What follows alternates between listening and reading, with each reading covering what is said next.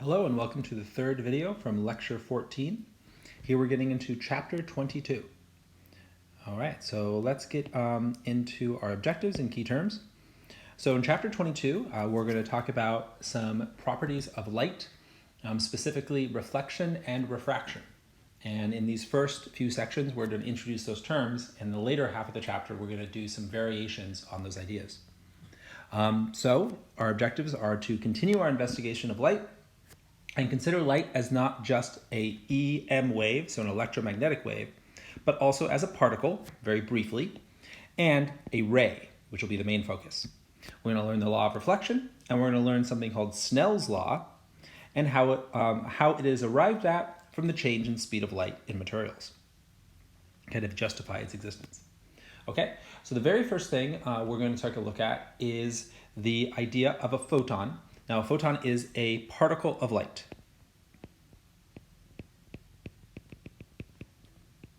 All right.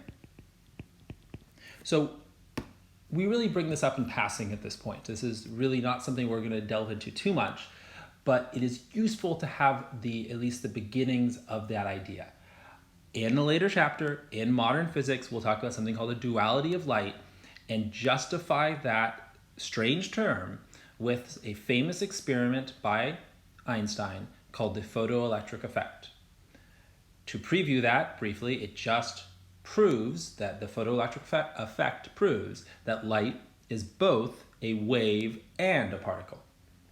It's not one or the other, okay? So light can be a particle. It has properties as a particle, okay?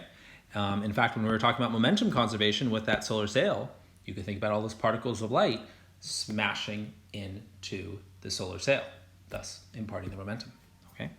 But light is still very much a wave, okay? So that's it. That's all a photon is.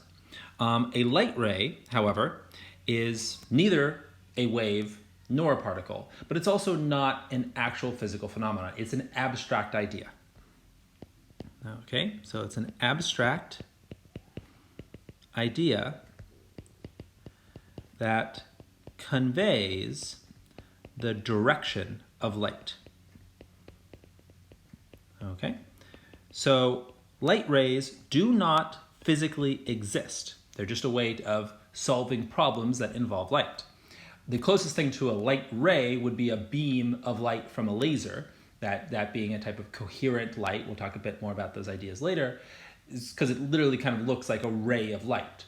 Also, you can think of rays of light coming down through the clouds in certain atmospheric conditions. So those are kind of what you want to think of or visualize when you think of a ray of light. But those, of course, are composed of many photons. There's a wave property to them. But our light ray is just a way, like I said, of solving problems.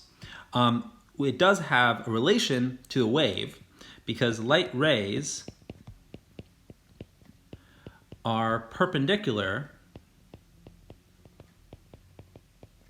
to light wave fronts. And a wave front is something that we have seen with sound waves, or you may have seen with sound waves. And the idea is if I have a source, and then I have a number of kind of pictorially represented waves here spreading out from that source, with this distance here between the wave fronts being a full wavelength represented by lambda, then the rays would simply be perpendicular to all of those wave fronts. So they'd pass through at those perpendicular angles like that. Okay, so these would be rays. They don't physically exist, they're just a tool of thinking about light. All right, so hopefully that makes sense, and we'll get lots of practice with light rays, and we'll see kind of how we will use them. All right, so moving on further with our definitions, we have the law of reflection. We'll see this in equation form as well, but it simply states that any light ray incident upon a surface has a reflected ray that is at the same angle as the incident ray.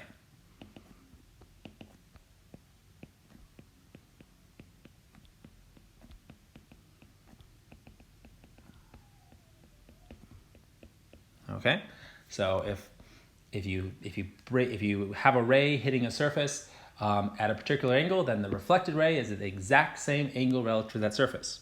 Now the way we measure the angle is the angle of incidence, that's the incoming ray, and the angle of reflection are both measured relative to the normal direction.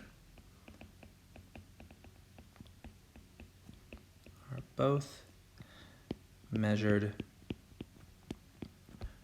relative to the normal direction.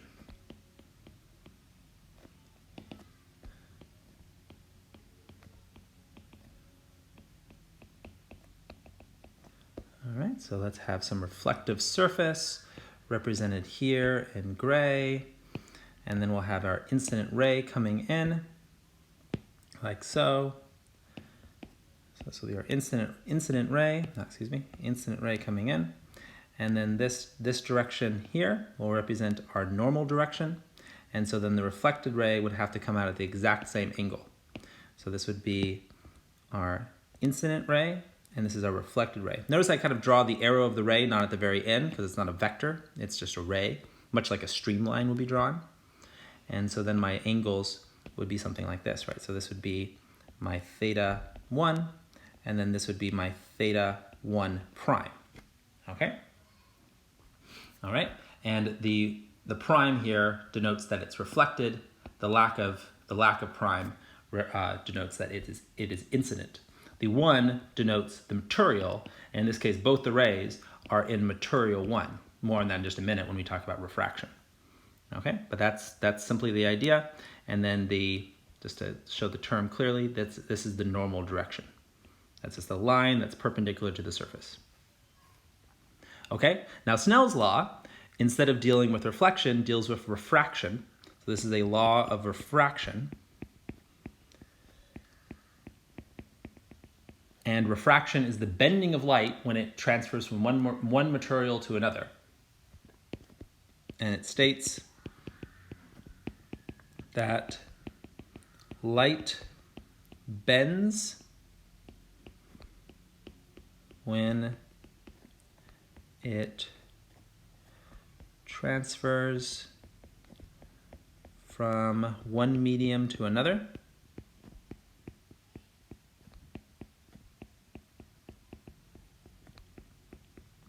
And that angle of bending is dependent on the speed of light in each medium.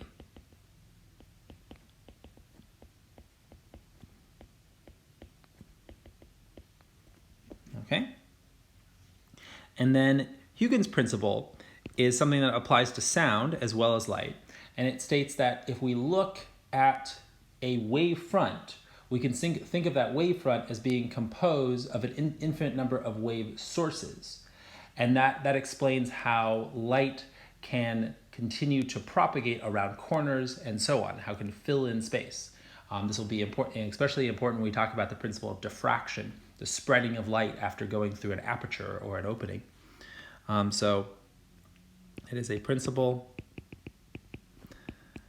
that states that wave fronts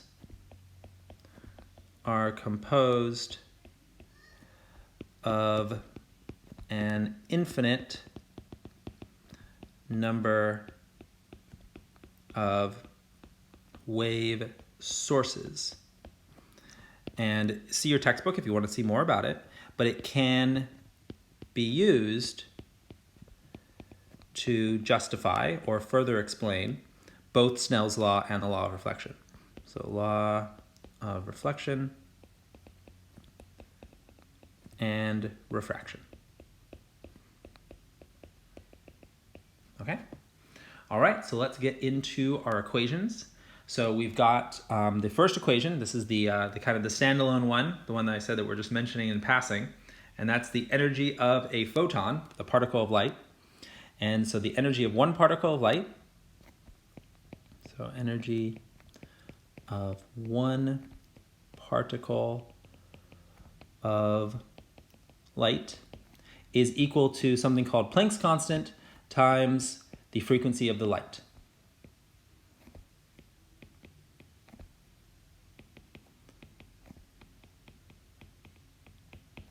Okay, and this is frequency of the light. And the units of Planck's constant, which I've misidentified below, there's a typo, are in joule seconds, because they have to, of course, cancel with the inverse seconds of the frequency, so they're joule seconds. Okay, and the value of Planck's constant is 6.63 times 10 to the negative 34 joule seconds. Joule seconds, if you recall, are actually the units of angular momentum, in the same way that Newton seconds are the units of translational momentum, or said in a similar way. And so, in fact, Planck's constant is a angular momentum term. This will become important when we talk about Bohr's model of the hydrogen atom. But for now, it's just a constant that lets us express the energy of individual particles of light, obviously very, very small values of energy, considering how small the Planck constant is. No surprise, of course, that it would be a small energy for one single particle of light. The other thing that's interesting about Planck's constant is by presenting it and giving its value at this point, if we think of all the material that we've seen in Physics 35 and Physics 36, we've actually now introduced the three constants of the universe. The first one being the gravitational constant, and then the 1.66 times 10 to the negative 19, and very recently the speed of light, which itself comes from the permeability and permittivity, but you can think of permeability and permittivity constants coming from the speed of light. So it's the constant, and now Planck's constant. Those are the three empirical constants that seem to describe our universe. Okay, all right. So that's the energy of a photon. Again, idea we'll return to in our modern physics sections. Now on to the next equation. This is our law of reflection.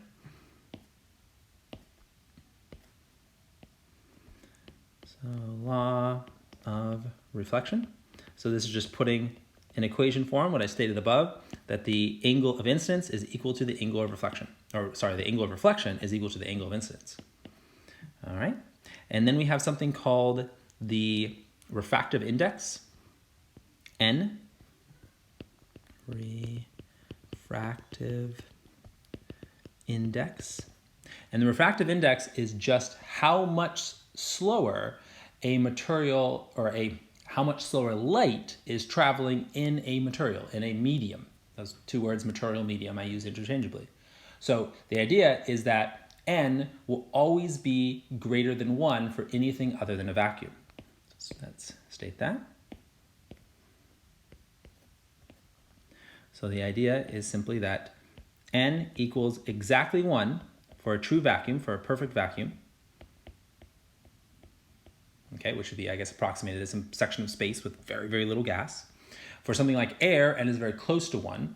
It's like N would be equal to 1.0001. So it's at up to three or four significant figures, it would be approximately 1 for air. Certain gases might be up to 3 significant figures, a 1. Almost any gas is an N of 1.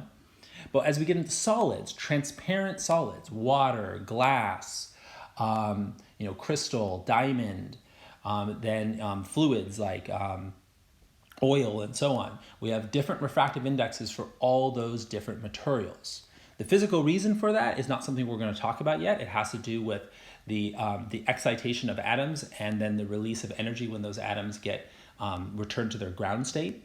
But the important thing is that light does slow down when it travels through any medium other than a vacuum. Now, that might be in direct contradiction to the whole idea that light, can't be dependent on anything. It's a universal constant. Its speed is just, this sacred speed that is never interfered with. Now, actually, that's still true, because when we talk about the speed of light through a transparent material, we are talking about a process of absorption and readmission, the thing I mentioned about the atoms and excitation states. So the actual light between atoms is still traveling at the speed of light, but the effective speed, due to the time it takes for the atoms to absorb and then re-emit that light, that makes for the slowdown. That's why we refer to light moving slower. Not because it is between atoms, but because the overall effect is slower. Okay? And so then n will be greater than 1 for materials, or for mediums other than vacuum.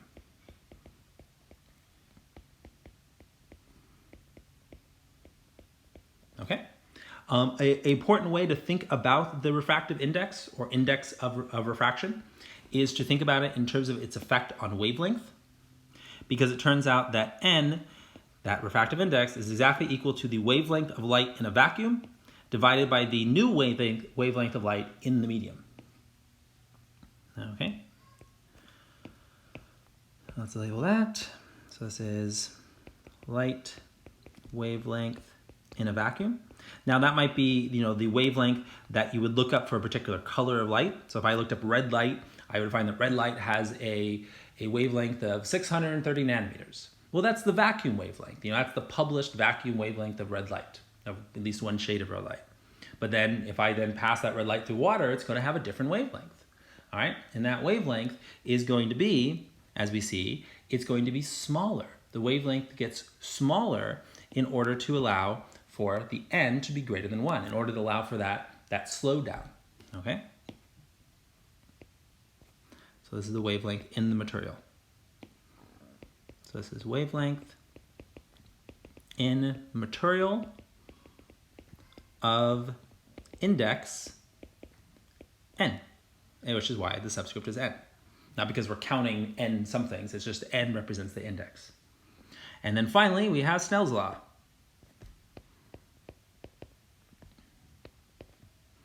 And we see with Snell's law that this has two angles and so on, and what it's referring to is it's referring to the way that the light bends depending on the refractive index of the material that the light was in first, so that's material 1, compared to the refractive index of the material that the light is passing into, material 2. So then what that may look like is something like this, where we could have an interface between materials. We could have a beam of light. I'll go ahead and use the blue for the beam of light again. All right. So we can have a beam of light kind of coming down into that material like so. All right.